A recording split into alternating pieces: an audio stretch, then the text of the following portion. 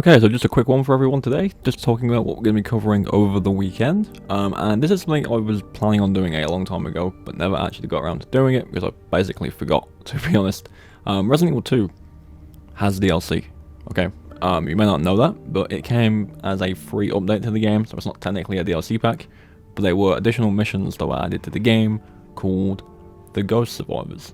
Essentially, they're all kind of these small little mini-game modes, but they follow other characters that you meet in the game, and you already know their fate, but they're like what-if scenarios, okay? So it's like, what if this character didn't die, and what would happen if they survived? And it's a really cool concept. Like, it's something I believe would work really well for any game for DLC. Like, I do really like the whole what-if things were different situation for DLC. A few games have done it that I've played, and they still work really well. Although they're not like proper in depth, they're still pretty fun to play. There's a lot of replayability with them as well, because there are certain unlocks you can get through them, and you know, there's not just like one or two. It's like a good amount. There's like 4, and they're all quite different and challenging in their own way.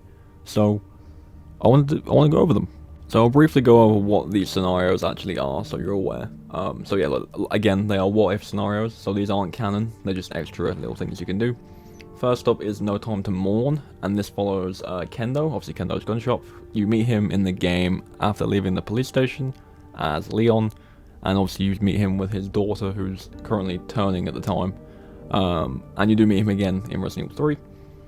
And he is basically trying to get to a helicopter, because he receives a call from a friend who has a helicopter to get out of the city, and you have to run through the police station to get there. It's pretty fun, very high stakes, and it does have a lot of what people would consider cut content from RE2, such as the poisonous zombies and stuff like that, so that's pretty cool. The second one is called Runaway, and you play as Katherine Warren. To give some context on who that is, you know, in the Sherry section of the game when you're in the orphanage and there's that dead woman on the table, that's her. But again, what if scenario is she manages to fight off Irons, and with her you are tasked with getting to Ben's cell in the police station. So Ben is the guy you need to get the parking garage key off of from Leon's campaign. It does kind of insinuate they have a love interest, so that's the idea of the DLC. But again, it's a imaginary scenario, so it never actually happened. But again, this one's pretty tough. There's always a way to beat these, but this one is probably one of the more difficult ones, I would say.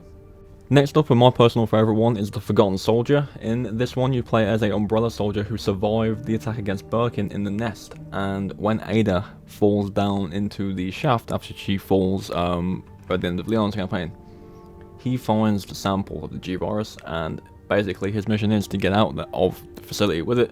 Obviously this, again, isn't canon, so this didn't actually happen, but it's essentially a Fourth Survivor type a mission, but I would personally say it's a lot harder than Fourth Survivor, and it is a lot of fun, and it's honestly my favourite one, because there's a lot going on in it, there's a lot you gotta pay attention to, and it's pretty damn good. And then finally, this one's pretty unique as well. This is called No Way Out, and you play as the sheriff from the very beginning of the game, when you enter that gas station, and he's being like attacked by a zombie and he dies. This time around, he doesn't die, but a lot of zombies surround the gas station, and you basically have to hold out in there until Leon or Claire turns up to save him. I believe it's Leon at the end of that DLC that comes in the end, so he gets saved by Leon. Again, doesn't happen in the actual game, but you have to fend off waves of zombies in there until he arrives, which again is pretty damn cool. So yeah, that's basically all of them. I do not have any footage of them at the minute. All of my footage for those DLCs was on a PS4, which I don't have anymore, and the only uploads I have are really old runs of it on PS4 way back on my YouTube channel, and I'm not particularly happy with the runs I have, so I want to redo them. I might redo them over a stream at some point altogether, but at the same time, I'm not 100% sure about that. It would be pretty cool to do them all on stream back to back just to get the footage, and then obviously post something else tomorrow, but that's what I want to do. This weekend, primarily, I want to cover those DLCs because they do deserve the attention. They're a lot of fun, and it was free stuff, so can't really complain. But in terms of the kind of model of that DLC, that what-if scenario situation, that's really cool. Like, I really like those ideas, like I said at the beginning of the video. I think they're really cool ways to add little extra details to the game. Obviously, they're all like completely, in story terms at least, completely irrelevant, because it's stuff that just didn't happen. But it's cool to see what could have happened, you know? So, again, I think a lot of games could really do this for DLC. I think Resident Evil specifically would work really, really well for.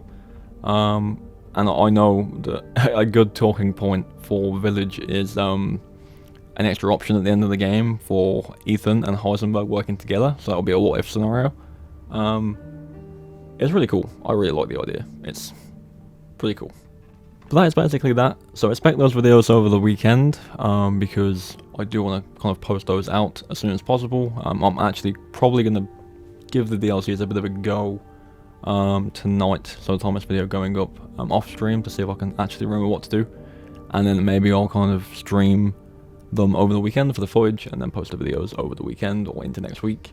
But yeah, just a quick one, like I said, just a little bit of an update of what's coming, and then after that we'll be back to anything really. I just really want to kind of focus on those DLCs for the weekend. So yeah, thank you for coming by. Let me know what you think of the DLCs, if you ever played them, did you ever beat any of them, which one is your favourite, and yeah, I'll catch you all tomorrow for another video.